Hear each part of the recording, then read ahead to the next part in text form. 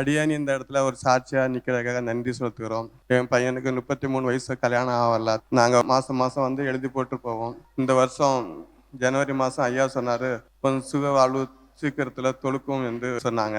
உடனே ஒரு நிச்சயமாச்சு. அடுத்த மாசம் 6ஆம் தேதி திருமணம். அதுக்காக ஆண்டவருக்கு ஸ்தோத்திரம். ஹல்லேலூயா. உற்சாகமாக கைகளை தட்டுங்க பார்க்கலாம்.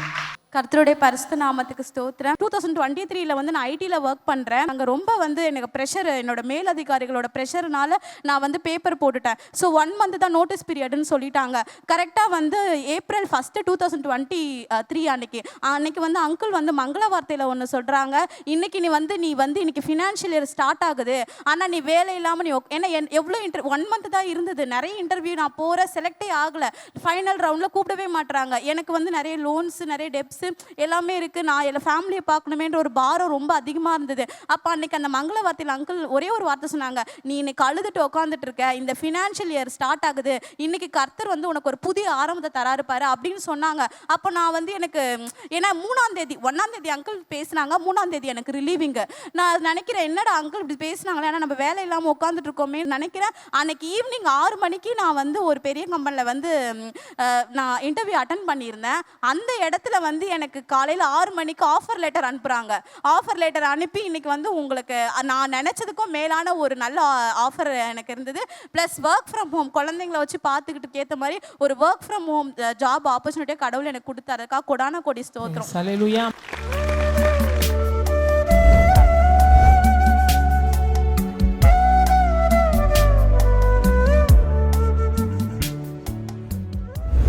கிறிஸ்துவுக்குள் மிகவும் பிரியமான எனதருமை சகோதர சகோதரிகளே, நம்மை சிருஷ்டித்தவரும் நம்மை உண்டாக்கினவரும் நம்மை ஒருபோதும் மறந்து போகாதவருமாகிய இயேசு கிறிஸ்துவின் இணையற்ற நாமத்தினாலே உங்கள் எல்லாரையும் வாழ்த்தி ஆசீர்வதிக்கிறேன். அல்லேலூயா. எல்லாரும் சந்தோஷமாக இருக்கிறீங்களா? இந்த நாளிலே ஆண்டவருடைய பாதப்படியிலே அமர்ந்து, ஆண்டவரே, என் பிள்ளைகளுக்கு என்ன மங்கள வார்த்தை சொல்ல போகிறேன். தேவ சமூகத்திலே ஜபத்திலே தரித்திருந்த பொழுது கர்த்தருடைய ஆவியானவர் கொடுத்த விசேஷித்த மங்கள வார்த்தை யாக்கோபின் புஸ்தகம் 5ஆம் அதிகாரம் 7வது வசனம் இப்படியாய் சொல்லுகிறது. வாசிப்போம். இப்படி இருக்க சகோதரரே, கர்த்தர் வருமளவும் நீடிய பொறுமையாயிருங்கள். இதோ பயிரிடுகிறவன் பூமியின் நற்பலனை அடைய வேண்டும் என்று முன்மாறியும் பின்மாறியும் வருமளவும் நீடிய பொறுமையோடே காத்திருக்கிறான். நற்பலனை அடைய நீடிய பொறுமையோடு காத்திருங்கள். நற்பலனை அடைவதற்காக நீடிய பொறுமையோடு காத்திருந்து ஆண்டவருடைய ஆசீர்வாதத்தை பெற்றுக்கொண்ட ஒரு சிலரை குறித்து நாம் தியானித்து ஜெபித்து முடிக்கப் போகிறோம். முதலாவது, நற்பலனை அடையும்படிக்கு பொறுமையாய் காத்திருந்த யோபுவை குறித்து வேதம் இப்படியாய் சொல்லுகிறது.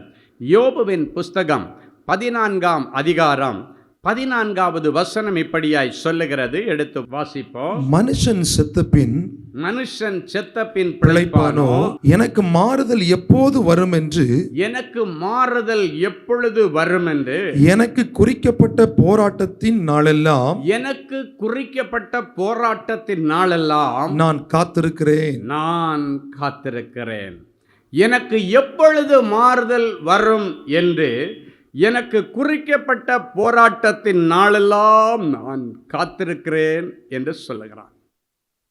யோபுவை குறித்து வேதம் சொல்லும் பொழுது, கிழக்கத்தி புத்திரர் எல்லாரிலும் அவன் பெரியவனாயிருந்தான். அந்த கிழக்கு பக்கமாக பார்த்தா அவனை மாதிரி பெரிய பணக்கார வேற யாருமே இல்லை.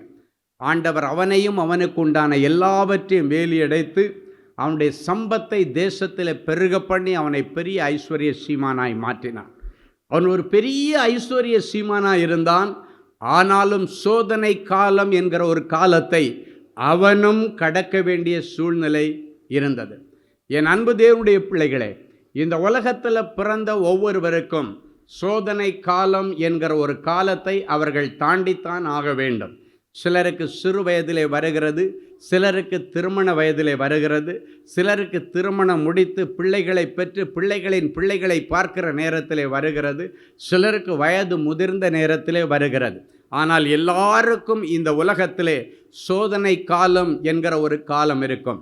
வேதத்திலே சில இடங்களிலே அதை சோதனை காலம் என்று எழுதப்பட்டிருக்கிறது, சில இடங்களிலே இக்கட்டு காலம். யாக்கோபுக்கு இது இக்கட்டு காலம் என்று சொல்லப்பட்டிருக்கிறது. ஸோ அந்த இக்கட்டான காலகட்டத்தை ஒவ்வொருவரும் கடந்து போக வேண்டிய அவசியமாய் இருக்கிறது. எனக்கு மட்டும் இப்படி நடக்குது என்று நீங்கள் நினைக்கலாம்.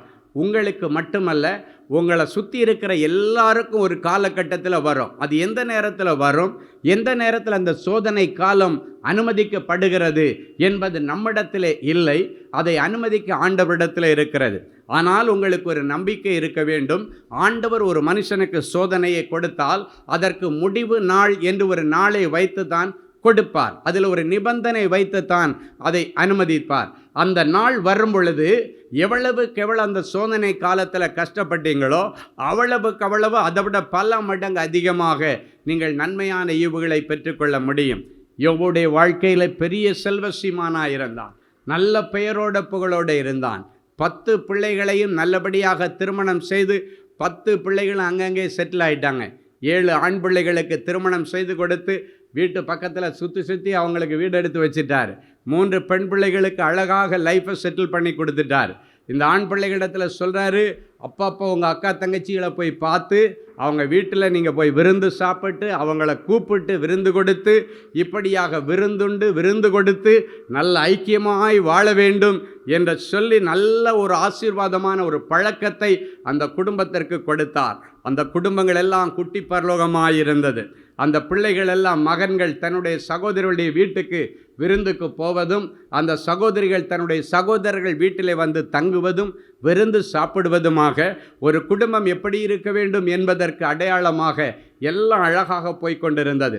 ஒவ்வொரு நாளும் தன்னுடைய பிள்ளைகளுக்காக திருமணம் செய்து கொடுத்ததற்கு பிறகும் அந்த பிள்ளைகளுக்காக அதிகாலையிலே பாவ நிவாரண பலி செலுத்தி அவ்வளவு பத்திரமாக காத்து கொண்டான்.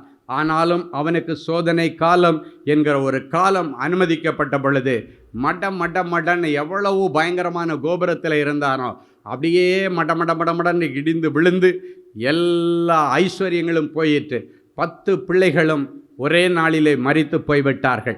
அவனுடைய செல்வங்கள் எல்லாம் அழிக்கப்பட்டது. மிருக ஜீவன்கள் எல்லாம் இழந்து போனான். எல்லாவற்றையும் இழக்க வேண்டிய ஒரு சூழ்நிலை. வேலைக்காரர்கள் எல்லாரும் விட்டு ஓடிவிட்டார்கள். அவனும் அவனுடைய மனைவியும் மாத்திரம் வீட்டில் இருக்கிறார்கள். அது மட்டுமல்ல, அவனுடைய சரீரத்தில் முழுவதும் பருக்கள் வந்து ஓடெடுத்து சொறையிறான். அவனுக்கு சாதாரண இடத்துல இருந்த அந்த அரிப்பு ஊரல் தாங்க முடியலன்னு சொல்லி சாம்பலில் போய் உட்கார்ந்துருந்தானாம். அப்படி ஓடெடுத்து அப்படி சுரைந்து கொண்டிருக்கிற ஒரு சூழ்நிலை. எப்படி இருக்க யோசித்து பாருங்கள். ஓகோன்னு இருந்தவன், இந்த பக்கத்தில் 100 வேலைக்காரன், இந்த பக்கம் 100 வேலைக்காரன், எவ்வளவு ஆடுகள், கழுதைகள், எருமைகள், ஒட்டகங்கள், எவ்வளவோ செல்வ சீமானாக இருந்தான். எவ்வளவு வேலையாட்கள் இருந்தார்கள். நிறைவாக 10 பிள்ளைகள் எல்லாம் நிறைவாக இருந்தார்கள். ஆனால் திடீரென்று ஒரு நாள் அந்த சோதனை காலம் வரும் பொழுது எல்லாவற்றையும் இழந்து நிற்கிறான். எல்லாரும் அவனை பார்த்து பரிகாசம் பண்ணுகிறார்கள். அவன் ஒரு சூழ்நிலையில் சொல்லுகிறான், நான் ஊருக்கு பாட்டும் பழமொழியுமாய் மாறினேன் அப்படின்னு. நான் ஊரில் உள்ளவனுடைய வாயிலெல்லாம் இந்த யோபு தான் அவல் மாதிரி சவைச்சு கடித்து துப்புறதுக்கு அவன் தான் கிடைச்சான். என் அன்பு தேவனுடைய பிள்ளைகளே, அவனை உபத்திரவத்தின் உச்சக்கட்டத்தில் இருக்கும் பொழுது அவனுடைய செல்வ நாட்களை நினைத்து பார்க்கிறான். ஒரு அருமையான வசனம் யோபு 29 4 முதல் 6 வரைக்கும் உள்ள வசனம் சொல்லுகிறது, தேவனுடைய இரகசிய செயல் என் கூடாரத்தின் மேல் இருந்தது. அப்பொழுது சர்வ வல்லவர் என்னோடு இருந்தார். என் பிள்ளைகளெல்லாம் என்னை சூழ்ந்திருந்தார்கள். என் பாதங்களை நெய்யினால் கழுவினேன். கண்மலையிலிருந்து எனக்காக எண்ணெய் நதி போல ஆண்டவிடத்திலிருந்து ஓடி வந்தது. அந்த செல்வ நாட்களின் சீர் இப்பொழுது இருந்தால் நலமாக இருக்கும் என்று உபத்திரவத்தின் உச்சக்கட்டத்தில் இருக்கும் பொழுது கூட அவன் ஆண்டவரோடு பேசிட்டு இருக்கிறான். கடந்து வந்த காலங்களை திரும்பி பார்க்கிறான். அப்பொழுது தேவனுடைய இரகசிய செயல் அவன் கூடார மறைவில் இருந்தபடியினாலே அழிவு அவனை நெருங்க முடியாதபடிக்கு ஆண்டவர் அவனுக்கு கூடவே இருந்து பாதுகாப்பு கொடுத்தார். இன்றைக்கு ஆண்டவர் ஒரு வெளிப்பாட்டை உங்களுக்கு கொடுக்கிறார். யோபுவின் கூடார மறைவிலே ஆண்டவருடைய இரகசிய செயல் இருக்கும் பொழுது அவன் செல்வ சீமானாயிருந்தான், அழிவுகளுக்கு நீங்களாக்கி காக்கப்பட்டான். அவன் கையிட்டு செய்ததெல்லாம் அவனுக்கு வாய்த்தது, அவன் தொட்டதெல்லாம் அவனுக்கு பொன்னானது, அவனுடைய குடும்பம் மனமகிழ்ச்சியாயிருந்தது. அப்படிப்பட்ட ஒரு செல்வ சீரை இன்றைக்கு கர்த்தர் உங்களுக்கு கொடுப்பாராக என்று சொல்லி பலிபீடத்தில் நின்று ஆண்டவருடைய ஸ்தானாதிபதியாய் நான் உங்களை ஆசீர்வதிக்கிறேன். ஆண்டவருடைய இரகசிய செயல் உங்கள் கூடார மறைவில் இருப்பதாக. எதற்காக ஒரு மனுஷனுடைய கூடார மறைவில் ஆண்டவர் இரகசியமாக இருக்க வேண்டும், செயல்பட வேண்டும் என்றால் நமக்கு விரோதமாக இரகசியமாக தந்திரங்களை தீட்டி அழிக்க தேடுகிற பிசாசானுடைய தந்திரங்களை ஒளிஞ்சிருந்து பார்த்து அவனை நமக்கு தெரியாமலே அழிக்கும்படியாக, நமக்கு தெரியாமல் நமக்கு விரோதமாய் செய்யப்படுகிற மாந்திரிக வல்லமைகள், செய்வினை கட்டுகளை ஆண்டவர் பார்த்து அவைகள் உங்களை சேதப்படுத்தாதபடிக்கு உங்களுக்கு தெரியாமலேயே உங்களுக்கு பின்னணியில் அது அழிவை கொண்டு வர்றதுக்கு முன்பாக அவற்றை அழிக்கும்படியாக ஆண்டவருடைய இரகசிய செயல் அவன் கூடார மறைவிலே இருந்ததாம். இன்றைக்கு உங்கள் ஒவ்வொருடைய கூடார மறைவிலே ஆண்டவருடைய இரகசிய செயல் செயல்படுவதாக நான் ஆசீர்வதிக்கிறேன். ஆண்டவர் இரகசியமாய் உங்களுடைய வீடுகளிலே இருந்து உங்களுக்கு விரோதமாய் இரகசியமாய் தந்திரமாய் செயல்படுகிற மனிதர்கள் யாராயிருந்தாலும் சரி, அது அக்கம் பக்கத்தில் உள்ளவங்களாக இருந்தாலும் சரி, நண்பர்களாக இருந்தாலும் சரி, கூட இருந்து குழி தோண்டுகிறவர்களாக இருந்தாலும் சரி, உன்னோடு கூட அப்பம் புசித்தவனாக இருந்தாலும் சரி, ஒரே தட்டில் சாப்பிட்டவனாக இருந்தாலும் சரி, யார் உனக்கு விரோதமாய் எழும்பினாலும் கர்த்தர் இன்றைக்கு அவர்களை சந்திக்கிறார். இன்றைக்கு அவருடைய எல்லா கிரியைகளை அழித்து போட்டு யோபுடைய செல்வ சீரை கர்த்தர் உங்களுக்கு கொடுத்து உங்கள் வாழ்க்கையில் இருக்கிற எல்லா தரித்திரங்களை ஆண்டவர் இன்றைக்கு மாற்றப் போகிறார். ஹல்லேலூயா. ஒருவேளை நீங்களும் யோபுவை போல ஆண்டவரே எனக்கு எப்பொழுது மாறுதல் உண்டாகும் என்று குறிக்கப்பட்ட அந்த போராட்டத்தின் முடிவு நாளுக்காக, சோதனையின் முடிவு நாளுக்காக ஒருவேளை நீங்கள் காத்து கொண்டிருந்தீர்களே, ஆனால் அந்த நாட்கள் இதோ வந்துவிட்டது என்று சொல்லுகிறார். ஹல்லேலூயா. எனக்கு எப்பொழுது மாறுதல் வரும், ஒரு மாற்றத்திற்காக காத்திருந்த யோபு. என் அன்பு தேவனுடைய பிள்ளைகளே, வியாபாரத்தில் ஒரு மாற்றத்தை எதிர்பார்த்து நீங்கள் வந்திருக்கலாம். ஊழியத்தில் இன்னும் சொல்லக்கூடிய அளவில் ஒரு மாற்றம் வரவில்லை, ஒரு பெரிய அறுவடை வரவில்லை, என்னால் ஆத்துமாக்களை அறுவடை பண்ண முடியலை, எத்தனையோ வருஷமாக நான் ஊழியம் செய்கிறேன், இன்னும் உங்களுடைய சபையில் 50 பேருக்கு மேலே வரலை, என்னால் அந்த ஆத்தும அறுவடை பணி அதுக்கு மேலே மேன்மையாக செய்ய முடியவில்லை என்று ஒருவேளை நீங்கள் கண்ணீரோடு வந்திருக்கலாம். இல்லைன்னா என்னுடைய படிப்பு விஷயத்தில் ஒரு மாற்றம் வந்தால் தான் நான் நல்லபடியாக படித்து ஒரு நல்ல வேலையில் சேர முடியும் என்று நீங்கள் வந்திருக்கலாம். வேலையிலே ஒரு மாற்றத்தை எதிர்பார்த்து வந்திருக்கலாம். எதுவாக இருந்தாலும் இன்றைக்கு ஆண்டவர் ஒரு மாற்றத்தை கொடுக்கும்படி உங்களை அழைத்து கொண்டு வந்திருக்கிறார். சில பெற்றோர்கள் எனக்கு எதுவும் மாற்றம் வேண்டாம், என் பிள்ளைக்கு மனமாற்றம் கிடைத்தால் போதும் என்று ஒருவேளை வந்திருந்தீர்களேயானால் உங்கள் பிள்ளைகள் எந்த பட்டணத்தில் இருந்தாலும் அவர்களை தேடி கண்டுபிடித்து ஆண்டவர் இன்றைக்கு அவருடைய மனதை மாற்றி மறுபடியும் வீட்டிற்குள்ளே அழைத்து கொண்டு வருவார். அவர்களை யார் யார் வஞ்சித்து தங்களுடைய வஞ்சனையின் கீழே வைத்திருக்கிறார்களோ அவர்களை ஆண்டவர் இன்றைக்கு சந்தித்து உன் பிள்ளைய உன் கையில் முன்னால் இருந்தது போல கொண்டு ஒப்படைச்சி நகரம் மேட்டின் மேலே முன்போல நிலைப்படும் என்று கர்த்தருடைய ஆவியானவர் சொல்லுகிறார். என் அன்பு தேவனுடைய பிள்ளைகள், ஒரு மாற்றத்தை எதிர்பார்க்கிறீர்கள். பிள்ளைகளுடைய வாழ்க்கையிலே மாற்றம், புருஷனிடத்தில் ஒரு மாற்றத்தை எதிர்பார்க்கலாம், இல்லாவிட்டால் புருஷன்மார்கள் மனைவியிடத்தில் ஒரு மாற்றத்தை எதிர்பார்க்கலாம். எப்பொழுது என் மனைவி மாறுவாள், எப்பொழுது என் புருஷன் மாறுவார், எப்பொழுது என் பிள்ளைகள் மாறுவார்கள்? யோபு காத்து கொண்டிருந்தது போல நீங்கள் காத்து கொண்டிருக்கிறீர்களா? இன்றைக்கு அதற்கான காலமும் குறித்த நேரமும் வந்திருக்கிறது. கர்த்தர் உங்களுக்கு இந்த விஷயத்திலே தயவு செய்கிற காலமும் குறித்த நேரமும் வந்திருக்கிறபடியினாலே ஆண்டவர் உங்களுக்கு தெரியாமலே இரகசியமாய் கிரியைகளை நடப்பித்து எப்படி அந்த மாற்றம் உங்களுக்கு வந்ததென்று உங்களுக்கே தெரியாத அளவுக்கு ஆண்டவர் ஒரு அதிசயத்தை விளங்க பண்ணுவார். ஹல்லேலூயா. கடந்த நாட்களில் குமரி மாவட்டத்திலிருந்து தான் ஒரு வாலிப மகள் டெய்லி ஃபோனில் ஒரே அழுக. என்ன அழுகன்னா, ஐயா நான் என் புருஷனுக்கு உண்மை முத்தமாக இருக்கிறேன், அவர் வெளி தேசத்தில் வேலைக்காக போயிருக்கிறார், சந்தோஷமாக அவர் ஃபோன் பண்ணுவார்னு எடுத்து ஃபோன் எடுத்தா என் மேலே நம்பிக்கையற்ற வார்த்தைகளை சொல்லி சொல்லி சொல்லி என்னுடைய இருதயத்தை குத்தி கிழிச்சு ஏன் தான் ஃபோன் வந்ததோன்னு தெரியாது அழுது கொண்டு தான் ஃபோனை வைக்கக்கூடிய நிலைமையில் என்னுடைய இருதயத்தை ரொம்ப துக்கப்படுத்துவார். ஆண்டவருக்கு பொதுவாக நான் சொல்கிறேன், ஐயா, என் புருஷனுக்கு விரோதமாக ஒரு சின்ன தப்பு நான் செய்தது கிடையாது, யாரிடத்தில் நான் பேசினது கிடையாது, நான் வீட்டுக்குள்ளேயே முடங்கி கிடக்கிறேன். ஆனால் யார் என் புருஷன்கிட்ட என்ன சொல்கிறாங்கன்னு தெரியாது. இருதயமே வெடிச்சு போச்சியா.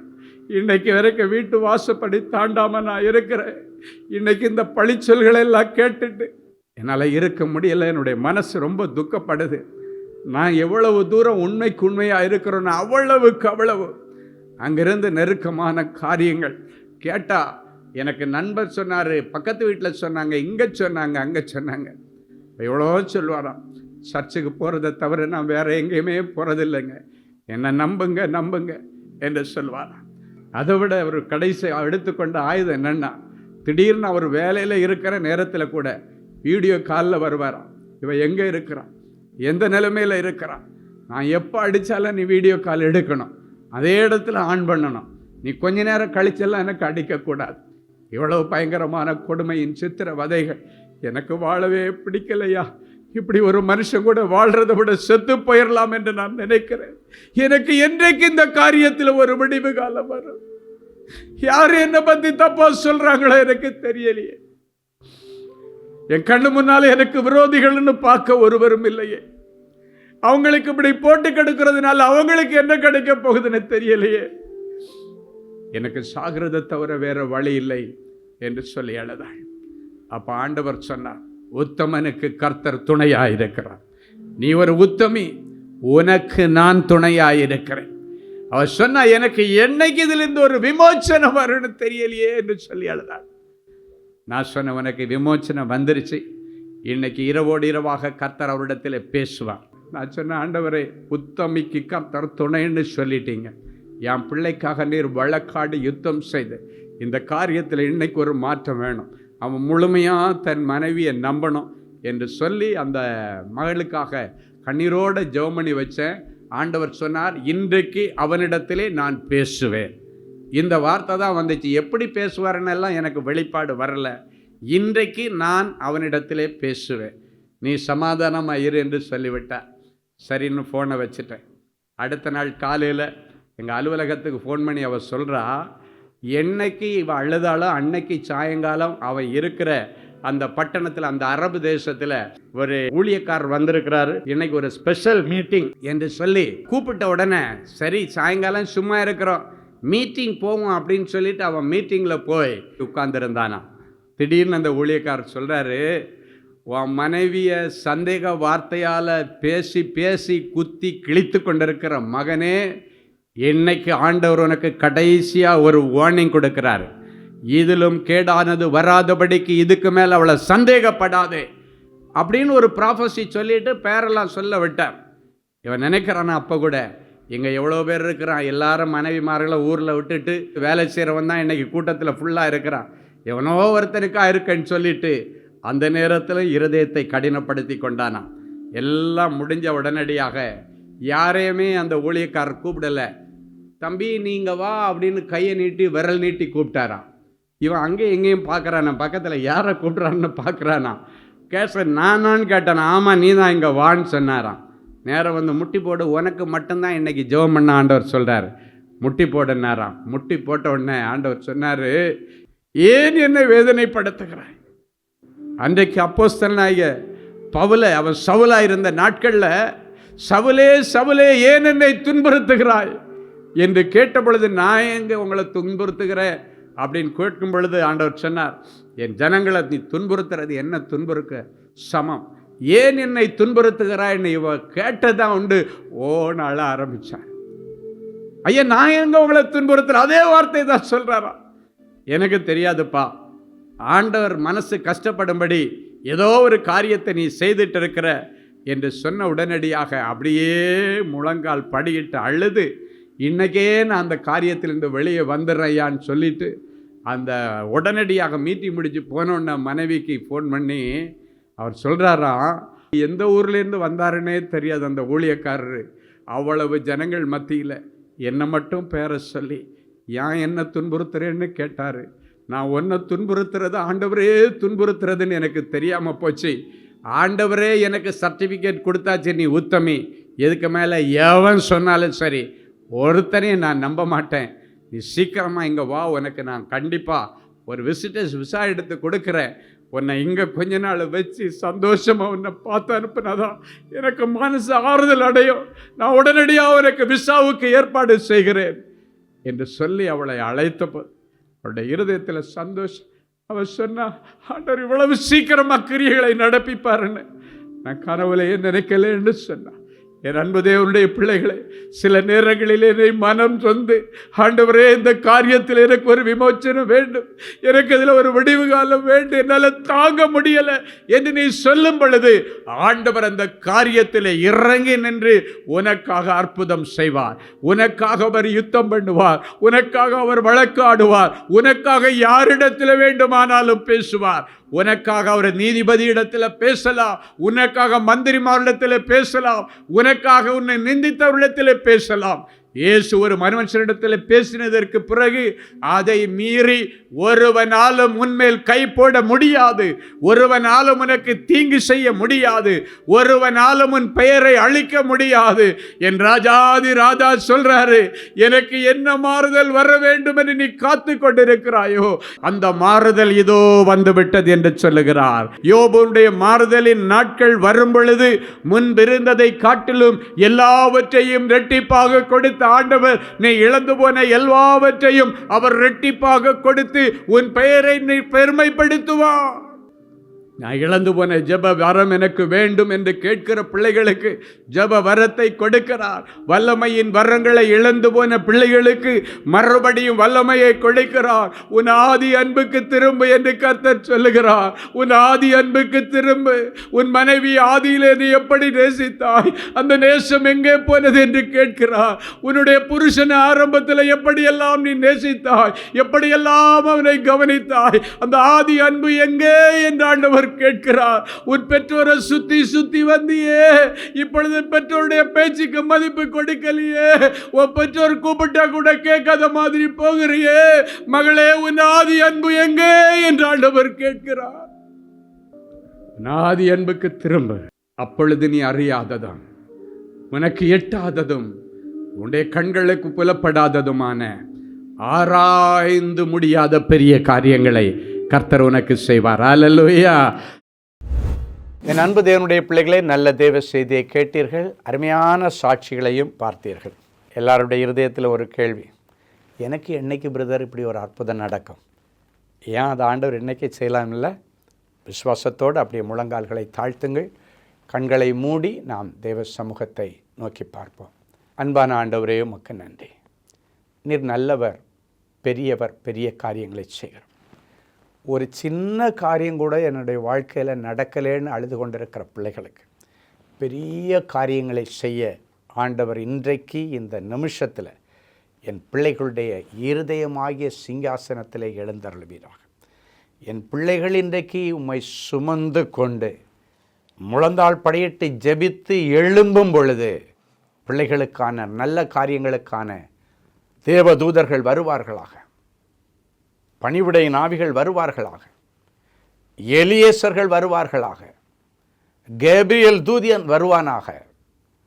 நற்செய்திகள் வரட்டும்.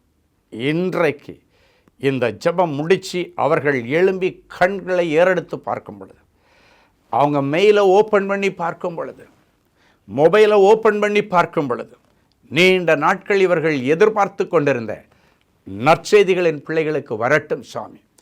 நீங்கள் எதிர்பார்த்து கொண்டிருக்கிற நல்ல காரியங்களை உங்களுக்கு கொடுக்க உங்கள் மேல் நினைவாய் வந்திருக்கிறேன்.